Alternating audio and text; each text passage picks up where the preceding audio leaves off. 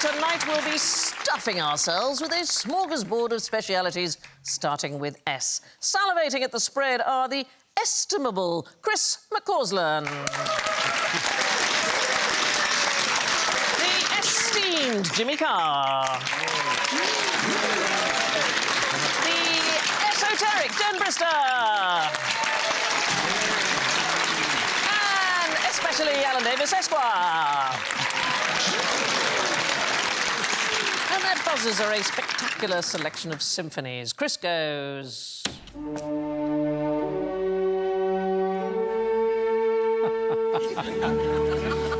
that lovely? Oh, way too classy for me. Do you know who it is? No. Strauss. Blue Danube. Right, who's up next? Jimmy goes. Beginning with S. Strings. I mean, Shostakovich. Jen goes.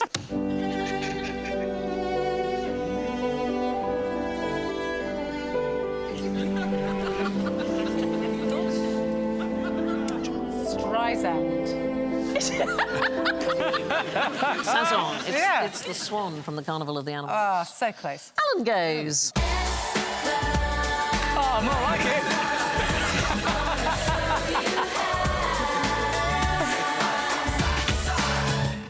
Right, to start with the Randy Scandy, the word Smo rga sbord is Swedish for sandwich table. So my first question is, what is the secret of a superlative sandwich? 2 guys and a girl.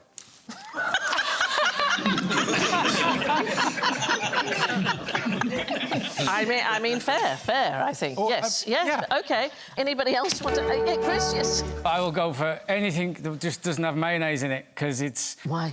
It's just the devil's spunk, isn't it? It's just used to old sandwiches together these days, like a sandwich glue, isn't it? And it's just everywhere. And trying to find one without it's almost impossible. Oh, so... tell me about it. 2 guys, 1 girl, threesome, same thing. Jen, what's your favourite sandwich? 2 girls, no guy. OK, yeah. Again, it's something I often search on the interweb just to see what's going on. I think I have an answer to the perfect sandwich. I think I know genuinely what this might be. OK. French toast. I think if you do a bit of French toast and then anything in that sandwich... It's going to work for you. I'm a big fan of the Monte Cristo. What is the Monte Cristo? It's Gruyere cheese, it's turkey, ham, French toast, powdered sugar. It's a delight. The powdered sugar caught me by surprise at the end there. With the Gruyere cheese. Is that what you call it in your house? Yeah. A little wrap of powdered sugar on the top. Let's get this party started. Apparently, the secret of a great sandwich is to sit on it. Oh. So, Paul Hollywood, who I know a little bit, his favourite is a bacon butty, and he told Good Housekeeping that he sits on it to make them thin. Is that why it's called a butty? Yeah. Wow. I'm trying to picture the scene. Yeah. Is it in a sandwich bag? Is he nude? Is there a tea towel between? I mean, how's he set it up? Yeah, so there was a woman called MFK Fisher. She's widely considered the best food writer in the 20th century. And her favourite sandwich was called the Railroad. So it's a flattened sourdough baguette, and it's got, I'm afraid, homemade mayonnaise, Chris. I can only apologise. Dijon mustard, and then ham and jack cheese, which I think you would like very much. But anyway, what she used to do, she used to wrap hers in plastic and then sit on it, because she said it warmed it up very slightly as well. Doesn't it get sweaty? Well, what you've just described is a sweaty ham and cheese sandwich that's been sat on by a woman. Yeah. Now, I want one. That is a Google search. So who invented the sandwich? Oh, it's the Earl of Sandwich, isn't it? Oh, it isn't. We've said it before, telling it no. So that's the Earl on the right, the 4th Earl of Sandwich. He can take credit for fizzy drinks. He was the 4th Earl of Sandwich and the 1st Lord Commissioner of the Admiralty, and he backed the English chemist Joseph Priestley to invent a system for making carbonated water for the Navy. He thought it would cure scurvy. I mean, it didn't, but Priestley did invent carbonated water, which he first published his method in 1767. Wow. Why did they need carbonated water? Well, you've got to have something with your scotch, I think, is the way forward. OK. No, they thought it would cure scurvy. I went to Japan a couple of years ago and they had scotch and soda. They're so crazy about scotch and soda. They had it on draft at, like, -2 degrees. So, it was... Is it pre-mixed? Yeah, pre-mixed, on draft, scotch and soda. They make their own scotch by the billions of gallons, don't they? So yeah, they do. Is it relatively inexpensive? Well, no, they make some of the best scotches in the world. You know, Hibiki 30 is like one of the greats, but... Yeah, they're very into it. Because they bought the barrels from Scotland in the 70s when the Scottish business was on its arse. So they've got all the good barrels. But they can legitimately call it Scotch. They just call it... to be honest, they just call it whiskey. They call it Japanese whiskey. It's, OK, fine. To be fair. Anyway, longest recorded sandwich, over 2/5 of a mile long. 735 metres. It was made in Beirut in 2011. Chicken, lettuce, tomato and pickles, in case you're wondering. And they invented a special oven to put it so the dough could cook really slowly. That feels like a fundraiser. Yeah, it's a fundraiser. Apparently, we are eating more and more sandwiches, according to the British Sandwich Association. There's nothing bleaker than a British sandwich, is there? Is there... Honestly, is it? You go to any other country, you go to Denmark and they've got these beautiful open sandwiches. You go to America, they have to put, like, poles in it to keep it together. Do you know what I mean? They, like, stake these things. And then you get this... You go into, like, a service station or something in this country and you're just like, this is bleak kind of crayfish and rocket kind of... Oh, and do you know what makes me very, very cross? Right, you see... It's whatever you're thinking of now. It's when they put the filling just in the middle. In the middle, and then there's nothing on the outside! I don't like a sandwich when you bite in the front and all the insides are making a break for it out the back. Yeah, I don't like one of those. You know the secret to avoid that? You've got to sit on the sandwich first. Yes. The British Sandwich Association, anybody who's ever hosted a corporate is going to feel jealous. They have an annual awards ceremony. They're called the Sammies. Oh. The Sammies. Yeah. In 2020, I can tell you, the new Sandwich Award, hot category, was won by Deli Light's Irish Stout Pastrami. Oh. Just putting it out there. I do like pastrami. In Denmark, because they love to eat a bit of fat, there is an open sandwich called a fiddeman med knappenåler, and what it is, it's a piece of rye bread with animal fat, beef dripping, basically, and thick, rough salt. And the rough salt melts into the fat and looks like buttonholes, so it's called a fat food with buttonholes. Honestly, it's delicious, I'll just say. Malcolm Gladwell wrote this brilliant essay about McDonald's fries. Because the reason McDonald's was such a huge global hit wasn't really the burgers, it was the fries were the best thing anyone had had in the 1970s. And unfortunately, they were ruined by an American congressman because he had a heart attack and he blamed it on the fries and he thought, because they cooked them in beef tallow, they're bad for you. So he said, cook them in vegetable fat, much better for you. Turns out he was absolutely wrong, but his campaign got McDonald's to change the way they cook their fries so they're no longer as delicious.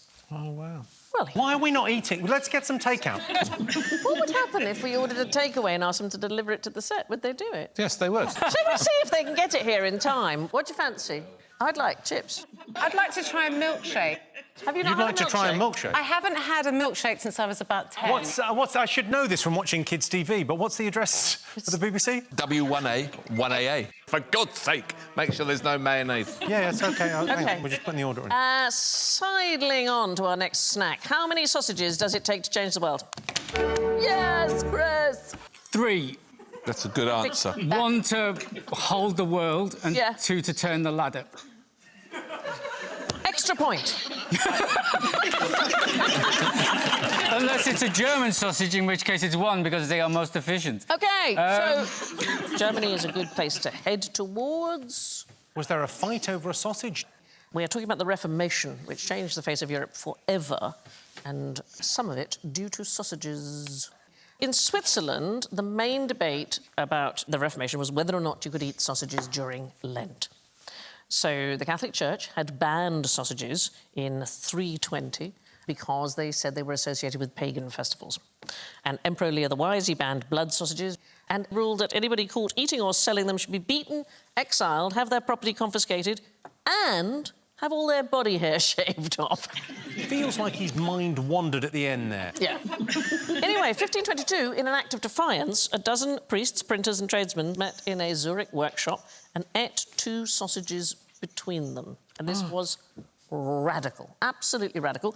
And one of the priests, Ulrich Zwingli, he wrote a sermon called On Choice and Freedom of Foods, defending what they'd done and said that the New Testament did not forbid eating sausages. And there was fighting. There was fighting between his supporters on this and his opponents. There were vigilantes trying to find him, to kidnap him and bring him in front of the bishop. But it took less than a year for all of these rules to be abolished in Zurich, and the Reformation soon spread to the rest of Switzerland. Had it not been for this meeting where they ate 2 sausages, that might not have happened. Wow. I know. Why might you associate botulism with sausages? Because that's where it all started. Did it start in a sausage? Yeah. Botulus is Latin for sausage. You know Botox? Yeah. Does that come from botulism? Just telling, it absolutely does. So there was a doctor called Justinus Kerner, and he is the person who worked out how these meats were becoming contaminated. He did the first clinical description of what's called the botulinum toxin. He became known as Wurst Kerner, sausage Kerner. So who was the guy in the 70s, some guy in LA, presumably, that came up with injecting in the face? Because they used to inject it in the bladder for incontinence. And Yeah. so they probably went, if you can freeze that, then you can freeze freeze the forehead this, as you well. know? And what better thing to freeze when you're an actor than the part of your body you need to use the most, your face? I would look surprised now if I could. Do you know what allantoid means? I don't know what allantoid means. I dread to think. Sausage-shaped. Does it? Yeah, that's sweet. Noted. What about chipolata? Little sausage. Well, it's weird, actually. It means contains onions. So cipolla, onion, but they don't have onions. Hi, is that Deliveroo? Yeah. Hello? Have you got my delivery? Hello? Yeah. Hello? Dude, this is the bit where you talk. Yeah, hello? OK, hang on. Where is he on your little map? We're still doing the show, yeah? I'm so happy. Why did it never occur to me to order food during the... I'm so happy. I can't believe Jimmy brings his phone with him onto the set. I mean, I know he's needed it this time. Yes, well, you never know, do you? You've done QI before. Sometimes I Google stuff. Yeah. Sometimes I'll go, what does chipolata mean? Yeah. I'll pretend to be taking a phone call, sneaky little glance. Yeah. But my phone talks, mate. Everyone would know I'm doing it. Has Chris got someone under the desk? Right, moving on. How would you respond if a South African said, buy a donkey? I'd just probably buy a donkey. Buy a donkey. OK, not a problem. So what you should respond to buy a donkey is you is welcome, because it sounds like buy a donkey, but it's identical to the Afrikaans phrase, which means thank you very much. So, phonetically, buy a donkey. Buy a donkey, yeah. Buy a donkey. Yeah. So there's a number of phrases that you can say in English which have very different meanings in other countries. So, Chris, I want you to spell the word socks out loud. S-O-C-K-S. OK, so S-O-C-K-S is Spanish for that's really what it is. Isn't that cool? That's not even real. Yeah. S-O-C-K-S. Yeah. S-O-C-K-S. S-O-C-K-S. We really need to work on the accent, Jimmy. It's good, isn't it? It's I'm doing a lot with the hands. I did not know that. S-O-C-K-S. Yes. I'm going to tell my mum. Is she Spanish? Yeah, I've got a Spanish mum. Fantastic. S-O-C-K-S. OK, so, Alan, do you want to read the next one out? Yellow blue tibia. Yeah, yellow blue tibia is... Yellow blue tibia. Yellow... Yes. Yellow blue tibia. Yes. It's What- Russian. It means yellow blue tibia. No, It's the leg bone. It's a funny colour. Yellow blue tibia. it's Russian for I love you. Yellow Oh, blue yellow tibia. blue Yellow blue tibia. tibia. Yellow blue Yellow blue tibia. Tibia. But you wouldn't forget it, would you? You'd go, oh, yeah, I've got that. Right, let's try this one. Jen, give this one a go. Johnny Marr. Johnny Marr, guitarist in the Smiths. Is this some sort of rhyming slang? No, it's I'm fed up in French. What? Johnny Marr. Johnny Marr. Johnny Marr. I'm fed up. Sets up the Smiths, doesn't it? So perfect, isn't it? Yeah. Heaven knows I'm miserable now. Johnny Marr. Johnny Marr. I quite like this one. This next one is cocks taste good. In And where's this from? Estonia. It means 12 months.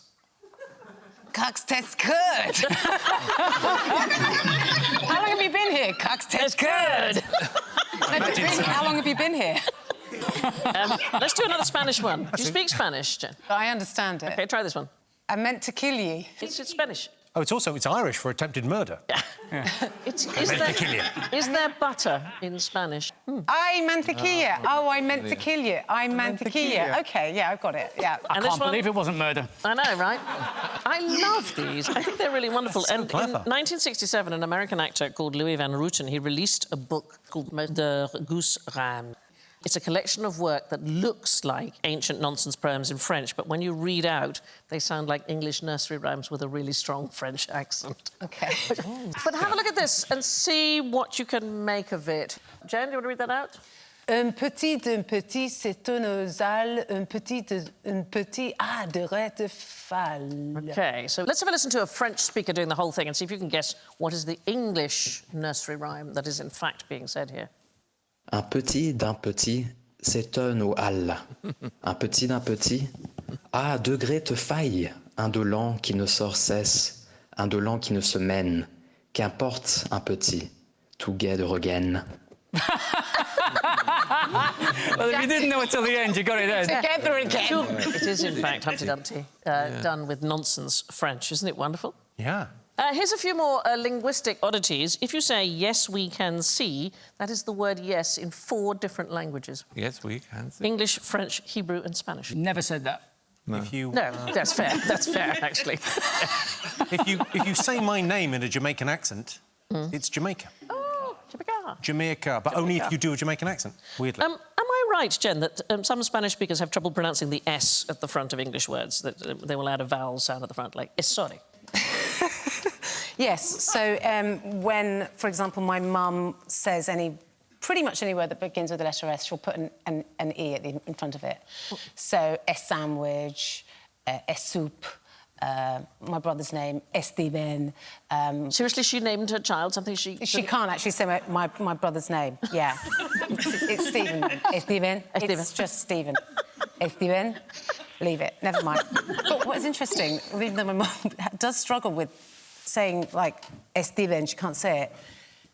In Spanish, sopa, she can say that. That's soup in Spanish. Yeah, Sopa, no problem. But if she has to say soup, it's soup. It's too much. It's too much for her. How can you make yourself understood in another country without any words at all? Pointing and shouting in English, very loud. 2019, researchers at the University of California in Berkeley asked 50 people to vocalise certain feelings, and then they asked more than 1,000 people to explain what it was that they'd heard, and it gave us a map of 24 distinct human emotions which can be conveyed without words. So, what we're going to do, each panellist has got a couple of emotions we want you to convey without words, and see if anybody can work out which ones they're doing. Chris, I believe that you've been told yours in advance. I have, and luckily enough, they're the 2 that I've got, because my wife says that I've got, like, 3 less emotions than what Facebook allows me to react to posts with. So luckily try yours with no words, then. 2 emotions. Anger, frustration. Anger, yeah. And the other one? Oh, well, the first one was a home defeat for Liverpool, and the second was a draw. Obviously, I'm miles off the money with this one, aren't I? You quite like it? Yeah. Mild approval. Is that the most? Amusement. Mild amusement. Amusement. Oh, no, you need to do a little... Jimmy, have you got cards with yours on? Have you been told what they are? Are we doing them sequentially, or I'm going to conflate the 2? I mean, I'd do them both together if you can.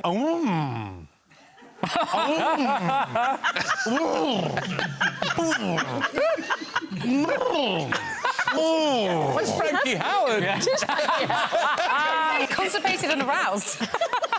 Constipated while aroused. The aroused thing is heading in the right direction. I don't know. It's upsetting when you get eye contact with me.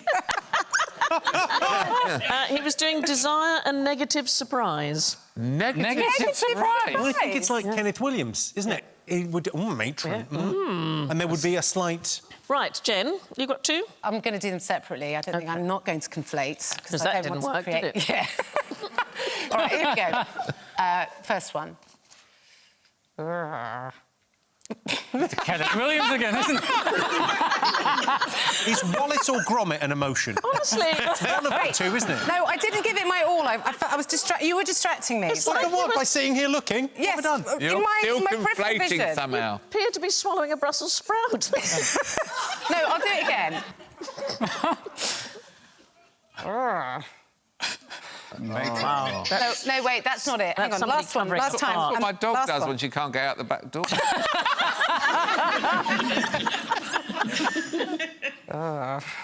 You've made a terrible mistake. Close. Yeah, close. It's embarrassment. Yeah. Second one. Here we go. This one you'll definitely get. Huh? What? Confusion. Yes, confusion is exactly right. Very well done. Thank you. Alan? Mind, I've got... No, OK.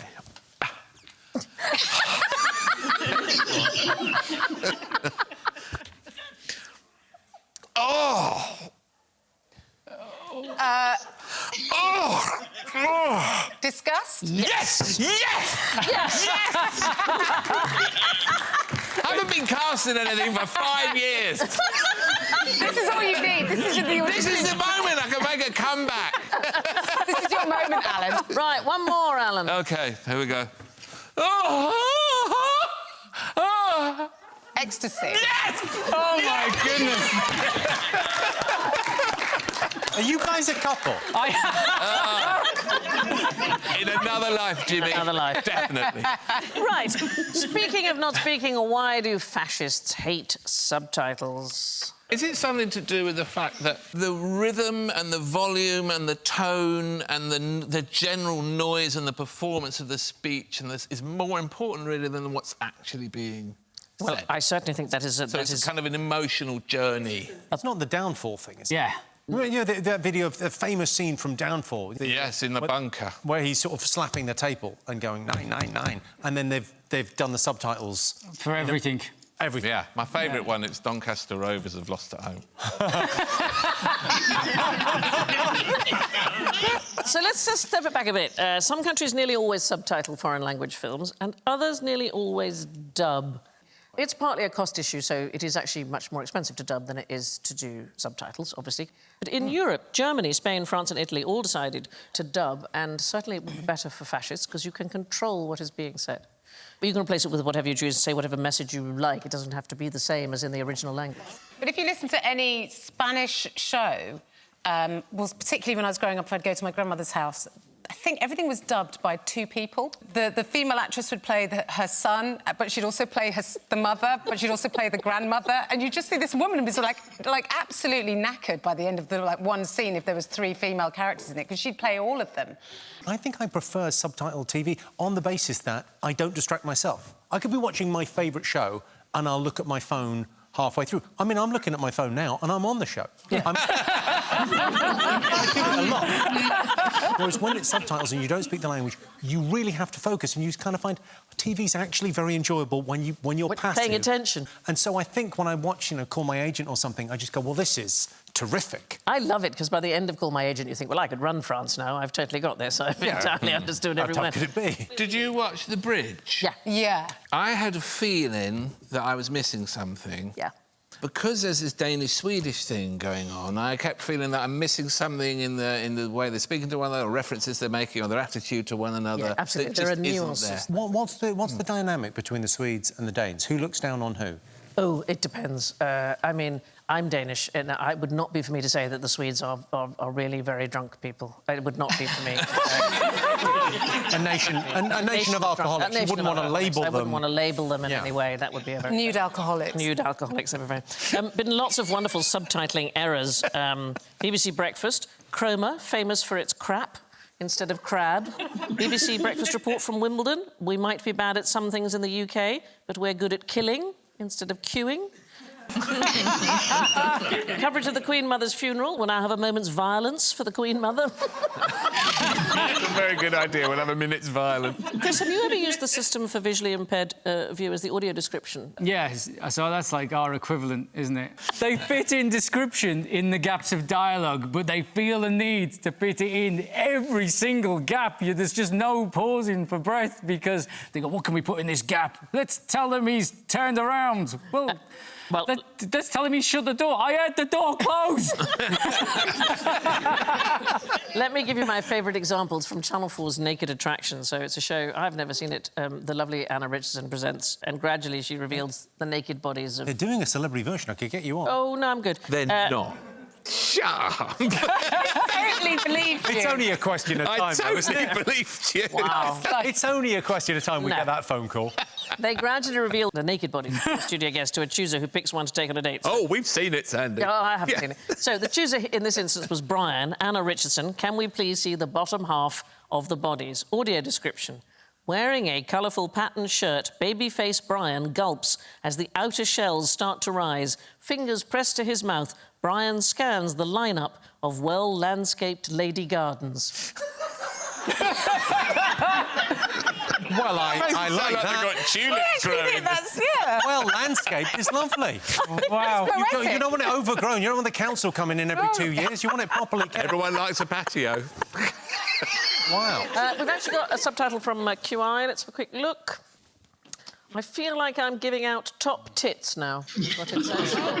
Did you know if you go onto Pornhub, there is an audio-described section on Pornhub? Oh, my... Seriously? Yeah. I had a look just to see... Just for research. I understand, for research. Can't go blinder, mate. When audio description first came out, it was introduced on DVDs, and it was there so you can watch the film on your own and not miss anything that's happening. On DVDs, fantastic, brilliant idea. But you had to be able to see the menus to turn it on, didn't you? Well, there's a school for the blind, and they've got Braille underneath the sign. And I went, well, who knows to press there? There are places that put Braille on, like, emergency fire exit signs, which means if the fire alarm goes off, you've got to feel every wall. You're getting warmer. You're getting warmer. Anyway, here's the thing about dubbing. There's some extraordinary films in which people have not spoken at all that you would think had spoken. Many of the Bond girls in the first 10 Bond films weren't voiced by the actresses who played them. Well, that's weird. It's not as woke as you think, James Bond, is it? No. I know. That's strange. How are we going to know what the woman's point of view is? Yes, I know. All of these women were all voiced by a German voiceover artist called Nikki van der Ziel.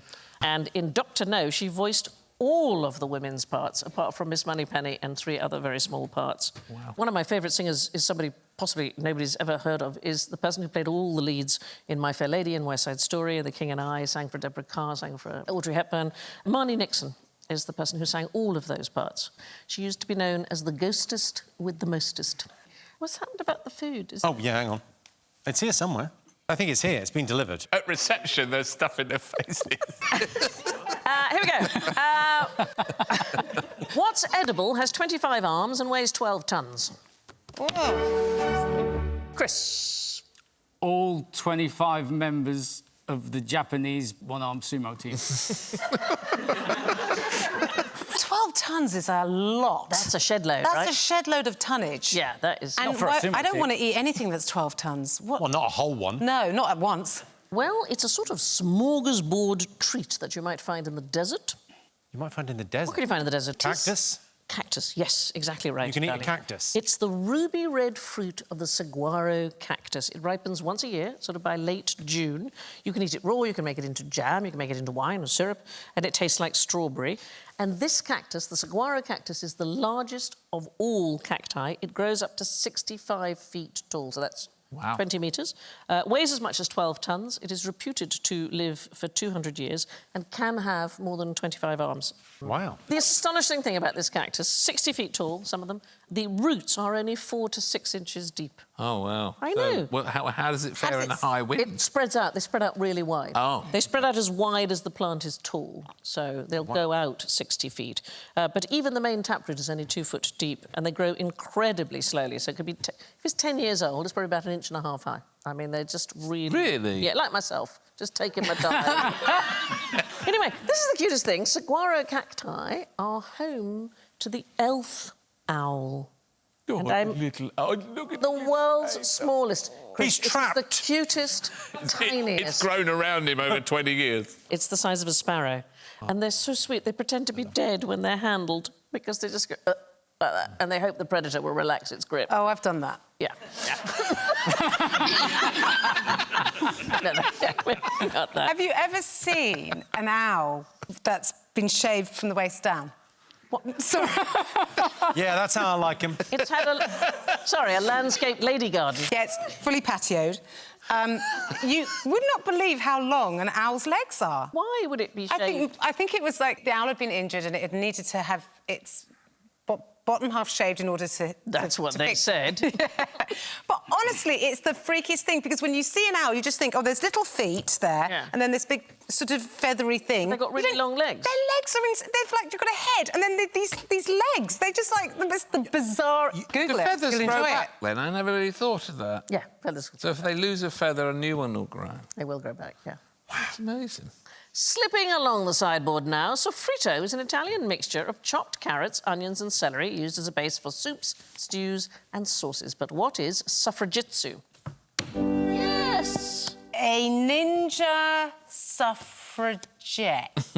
Is correct. What? Is it? I think I know something about this. That is hilarious. So, 18th of November 1910, it was also known as Black Friday. This is when two people got killed, right? A group of Outside suffragettes were attacked by the police and 2 women died as a result. And they wanted a way to fight back. And there was a campaigner and martial arts enthusiast called Edith Garrod. And she became the official jiu-jitsu instructor to the Women's Social and Political Union. And it gets better. It Yeah. gets better. They had like a hardcore of 30 women who were like the shock troops of the suffragettes. Yeah, they were known as the Amazons. Yeah, and Emily Pankhurst would give a speech and they would get her out or protect her. So there was a great incident where they got her out of a building in Camden. Yeah. And she was wearing a veil and the police eventually managed to wrestle her away and it was a decoy and she was gone. But these women amazing. carried clubs under their dresses. I mean, they were very, very, very determined. And there's a marvellous cartoon in Punch magazine of this woman, Edith, standing in front of a group of terrified policemen entitled The Suffragette That Knew Jiu-Jitsu. But I wanted to show you something, show and tell I brought in. Oh, you're going to do some jiu-jitsu? Well, so the Women's Social and Political Union was the one that was much more vehement in their approach. You know, they did do fighting and they did blow up post boxes and so on. The radical arm. Yeah, the radical arm. The National Union of Women's Suffrage Societies, which was started in 1897, was actually the largest. It was the one that was run by Millicent Fawcett. And I bought this at auction not very long ago, but it's the original sign from their offices. Oh, wow. It's very cool, isn't it? That is so Wow. cool. I was so thrilled to have it. Law-abiding. They wanted to say that they were law-abiding to distinguish themselves from the people who did jiu-jitsu. Because the others presumably had some rule breakers. There were a couple of rule breakers in there. The very first jiu-jitsu teacher of either sex in Europe was a man called Edward William Barton Wright, and he was Edith Garrod's first teacher. He developed his own version of the art using walking sticks. He called it Bartitsu. Bartitsu was used by Conan Doyle, so Sherlock Holmes uses it against Moriarty at the Reichenbach Falls. While we're hitting people with sticks, do you know what sluggard wakers are? Waking people up. Yes. Where would you be waking them? Train. On the train. Yeah. Stop, get off. No, it's if you fell asleep during Mass. It was especially in the north of England. They were employed by churches. It was usually a woman, the sluggard waker. And... Love that job. Yeah. And she Just would go around... She would hit men with a... If it was a woman... No. She would tickle them under the nose with a fox's tail. In Zen Buddhism, there's something slightly similar. If you're meditating and you start to drop off, you could be woken by a thwack from a stick which is called a kaisaku. I mean, it's just not what you associate with Zen Buddhism, is it? No, not really. Yeah. Meditating. All right. Suffragetsu was suffragette jiu-jitsu. And now to some shrewd shortcuts. Some useful S-hacks we found during the course of our research this year. Let's see what you can do with these. So, I have here is one of those little plastic tables that you get from a takeaway pizza. Any thoughts what you might find useful for it? They always seem like a little dollhouse table, don't they? So what you can do is cut a little bit of the leg off like that. Have your eye out there. Take a mobile phone Oh, see what you've done there. and turn it into a stand for a mobile phone. And for mobile. Oh, my... You've just saved I know! I mean, this shows, if you're watching this, it's paid for itself, hasn't it? OK, here we go. This one, I like this one. What we're going to do is we're going to slice this banana into 3 exact pieces using just your fingers. So, here's the trick to it. You put your finger... No, I don't want to. To the top of the banana. Right. No, I can't do that. Push it all the way down. Oh, I very nearly had it. And then you split the other one. I mean, you're an absolute... Who? Where am I putting my fingers? Let's start at the very top, Chris. Here? Yeah, and press down. Into the banana's urethra. This is the little... Sorry, can I ask, are these stunt bananas, or do all bananas do this? All bananas will do this. I've never thought, you know what I need to do with this banana? I need That's this because you've only got 2 in children. Wow. I've got 3 children. Ah, OK. Right, bananas away. That's genuinely, I found that not only useful, fun to do. OK, I've got one more. If you are right-handed and you need to unscrew, OK, a whole lot of screws, it can be very tiring because screwing and unscrewing are done with different muscles in the hand. So when you're screwing in, you go across the top of your arm, Chris, you're using those muscles which are much stronger. When you're unscrewing, you're using the underneath of your arm. That's the pronator teres. It's quite a small muscle. So the trick is to unscrew with your left hand. You will get tired much less quickly because you're using the outer muscles again on your left hand. And therefore, you won't get so tired. Really? So go in with the right hand, out with the left. Exactly. Yes. Or get a little rechargeable screwdriver.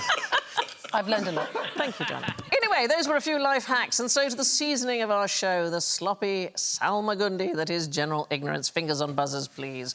What footwear named after their victorious leader did the troops wear at Waterloo? Well, it's Wellington boots, isn't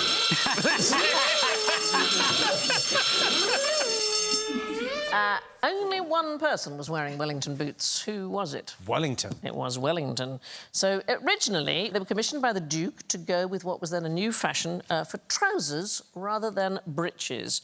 And he ordered them from the shoemaker in April 1815. So at the time of the Battle of Waterloo, June 18th, he was the only person wearing them. They're more like a sort of calf-high leather boot than anything. And what is the difference between a breeches and trousers? Breeches would go to the top of your boot, wouldn't they? Yeah, and trousers all the way down. So this was something you could put trousers into. I got some new Wellingtons for Christmas. Darling, you really have not been out, have you? I really do feel like the fact that I got so much pleasure from them... is a worry. It said so much about where I am in my life. I kept talking about them and putting them on and looking for muddy bits of the heath to walk in. We got a dog over lockdown, as most people did, and we go to Bushy Park, and I can't handle it because it's so uneven that I never know what the next step is bringing, and I haven't got wellies as well, so I'm trying to keep me gripping me. Wellies, you Adidas. can't skimp on wellies. You've got to go all in. I had a joke years ago, which was who picks up guide dog shit? Maybe you could shed some light. You just move your hands around until it gets warmer, mate.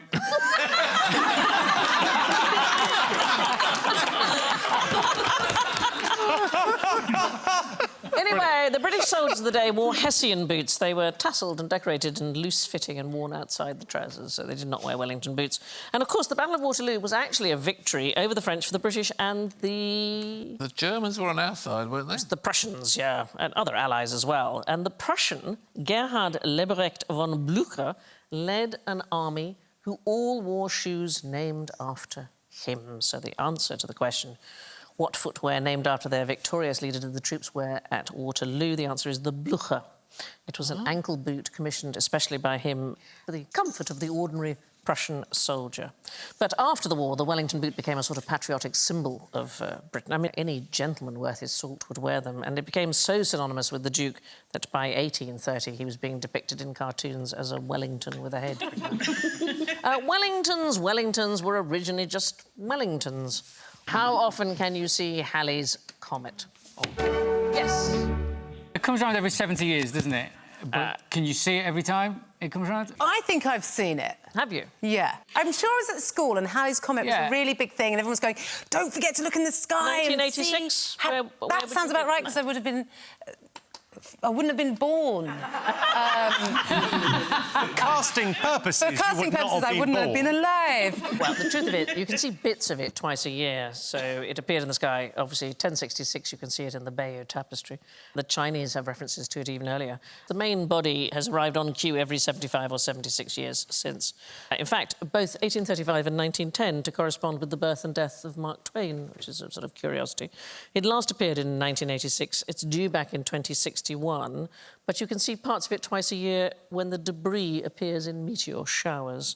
So the closer the comet flies to the sun, the more of its ice and dust and gas it loses. It's about 1,000th of its mass each orbit, right? So twice a year, the Earth passes through this sort of, I don't know what you call it, smear of ex-comet. Can you say that? Yeah, so when it goes around the sun, it constantly loses bits of itself. Yeah. And over time, that becomes a continuous ring of debris. But Earth passes through that line, doesn't it? That's why you get the meteor showers. And Yes, so in May, you can see the Eta Aquarid meteor shower, and then October, the Orionid meteor shower. Good knowledge, Chris. I can feel a point coming your way.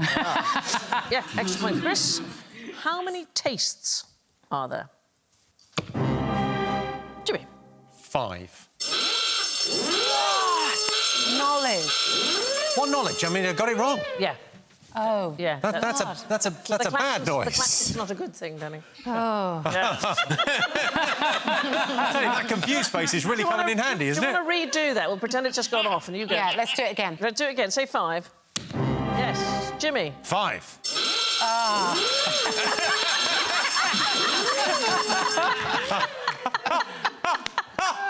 I'm embarrassed for you. Until the 20th century, they thought there were only sort of 4 basic tastes. So sweet and sour and bitter and salty. And then umami. And then umami. Exactly right. Do you know what it is, umami? Yeah, the kind of mushroomy... Yeah, so meaty, savoury. It's Yeah. actually the taste of monosodium glutamate is the truth. Yes, I love a bit of MSG. Why are people so down on it? Anyway, in the 1980s, a Japanese company isolated a new taste called kokumi. And we have specific receptors in our mouths to detect it. And it's a really odd one because it doesn't really taste of anything. The best way to describe it is mouthfulness. It's something that enhances other flavours rather than it tastes nice itself. You can find it in calcium, you find it in yeast. So you find it in milt. Anybody know what milt is? sounds like the Higgs boson of food, doesn't it? I can't just... It's a milky lilt. Sort of. It's fish semen. OK, good, I'm out. Yeah. Or soft roe. Used to eat it on toast in Britain. Caviar, sort of. Yeah. Well, that's more the eggs, That's isn't more it? the eggs. Oh, I've misunderstood with the difference between semen and eggs. OK, cool. How would you get hold of... I mean, I understand how you get hold of fish eggs, but Start by buying them a drink. Yeah. Apparently you can have it fried or pickled in Japan. Fish semen? Yes. I mean, how much do you get from a fish? I think it depends on the fish, how excited he is, what magazines you've got. Wait until you see Pornhub. You won't believe it. Go to the Japanese section. Mind-blowing. Fish porn. And on that note, that brings us to the unappetising scraps of the Smo rga scoreboard. Squashed right down at the bottom, tonight's bacon botty with -7 is Alan. Thank you.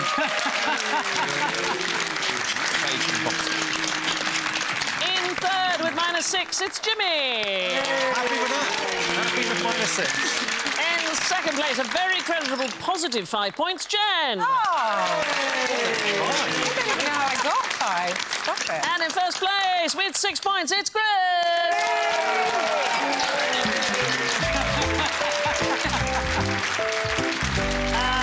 Yes. But tonight, everyone's a winner because Jimmy's food order has just arrived. Where's George with the food? George, bring us up with the food. We have never done this before. OK, yeah, lovely.